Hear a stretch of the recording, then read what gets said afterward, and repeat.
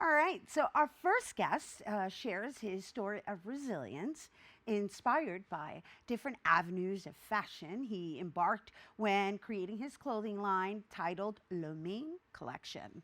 And in the midst of its development, he was sentenced to prison for over 10 years, and during which he maintained his business. So, since his recent release, Simon has hit the ground running, doing guest appearances and speaking engagements with several schools dedicated to ending youth and gang violence.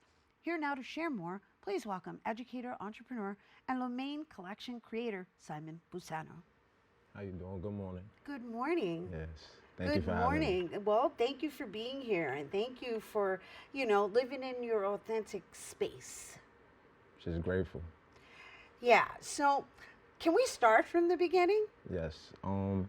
Well, the beginning in the sense of Of okay, you kind of already knew what you wanted to do, and then something kind of intercepted, yes. right? And that's just me being generic about the situation because I'm going to leave it up to you as to how much you wish to share. Okay. Um, I started my brand actually after I caught this case. Caught the case I served time for. And it was in that time of me sitting on Rikers Island, I said I couldn't just be remembered as just any old body. So when I got bailed out, I started the brand and put all my pain and everything I was going to into my brand. And then ultimately, a year and some change later, I blew trial and got sentenced. And while incarcerated, it was something that stood by my side and kept me going. So let's just talk a little bit about your choices. Oh, yes. That got you there first. Yes. Right. But you still have this in your blood already, is Yes. what I was trying to allude to. But you were obviously doing other things or involved with individuals Yeah. who were misguided. I think it's just coming from communities we come from Right. where we could get caught up in certain situations, but I hold myself accountable for actions. Right. And just being around the wrong people, and getting caught up. Right.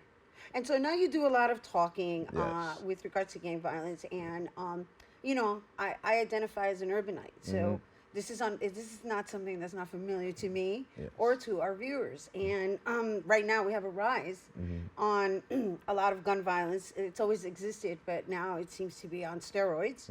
And what I find, from my perspective, is that people are looking for some place to belong. Yes.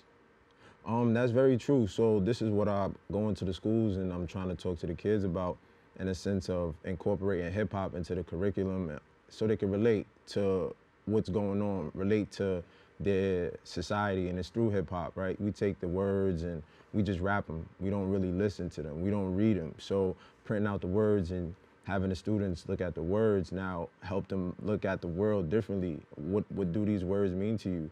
So you hear them talking about guns, but what's the end goal? Why do you relate to that? How does it reflect your day to day? You don't need a gun because this is not something that you want. You don't want prison. You don't need to do things that's other than yourself. And that's just basically what my brand is about and basically what we pushing. So I know it's called Lomein Collection, which we really have to talk about Yes. how it ended up being an actual Lomein box. Yes. I mean, the product is inside the box, but this is Definitely. your packaging, and also the fact that it's an underdog, Yes. right? Which I love. I love that aspect of it. But I'm just curious to know how you associate the underdog with the Lomein. So the logo is a name. The dog is named Saki, and the dog represents the underdog, right? People coming from where we come from. I'm not supposed to have a brand. I was supposed to, in a sense, due to systematic things, I was supposed to be incarcerated. Right. And it's people in these type of situations that we represent. Right. Lo mein is just something for everybody. You might not eat pork. We got shrimp lo mein. You might not eat shrimp or seafood. You got vegetable lo mein. So we got something for everybody. Feed your fresh, eat lo mein. And that's just basically the goal. The box is just, we all live in a box. And, sometimes we try to escape that, but it's through fashion and how I escaped it. No. I'm digging the philosophy behind the Lomein. Yes. I want to even say the abundance of noodles, right, Yes. within the Lomein. Yes. And then you just shared the different flavors. Yes. and then of course the symbolism of The dog. Underdog. coming up, Yes. And right, or sustaining. yes, and then when you spell underdog backwards, it spells God renew. Ah, I like that. You got a high five on that one. Yes. Yeah, the D is silent though, so don't worry about it. No, I like that. I like that. I love it. I love it. I love it. And I think these stories are important for us to discuss because in media, let's say, unfortunately, there's this sensationalizing of the negativity, right? And what happens is that when a person is constantly watching that, then they kind of surrender into that just being the circumstance. Whereas, no, you're representing the transformation aspect of it. You paid your dues. You obviously, I don't even know what you went through while you were in there, and I don't know if you choose to share, Yeah, but I'm sure there was a lot of self-reflection. Oh man. Well, I graduate next month with my bachelor's from Bard College. I applied for my master's at Columbia for public health. I also trained dogs while I was incarcerated, PBB, puppies behind bars. But more so, like you said, I did a lot of self-reflecting, and in that self-reflection, it was just like, I have to do work. Like, the work is not done. And seeing the things that I've seen and having the ability to have a voice. Like, my father's from Belize. My father came here with nothing, right? My mom's from South Carolina.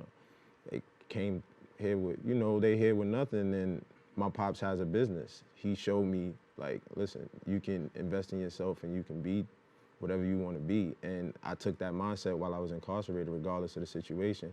I'm going to be what I'm going to be, so I'm going to invest in myself. And I did that through education, and this is basically why I'm talking to the youth about investing in education, so you don't have to worry about a gun. The gun is nothing. The gun is your brains, it's your thoughts. The bullets is your words, it's your tongue. And just being cautious of what you say and projecting the right type of energy. That's what's up. Yeah, no, that's great. I love all of your metaphors. Yeah. But I'm really feeling like where you're coming from in this perspective that I have to ask you. Do you think you would have applied all this education to yourself had you not been still or been forced to be still like that? I say Because it wasn't, you know, yeah.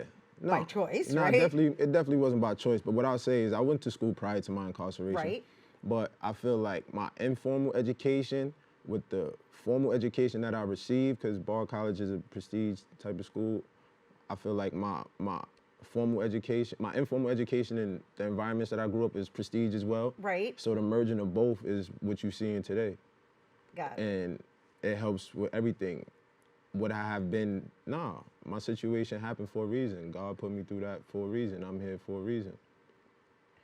I appreciate that. I appreciate that. And I can't say it enough. I appreciate your you. transparency. Your transparency, because it really takes bravery to do what you're doing right now, right? Because it's very easy to judge a person based on their circumstances and or what they're identified as, or even, I don't know what you've gone through in life, but I do want to say that when, the metamorphosis occurs, right?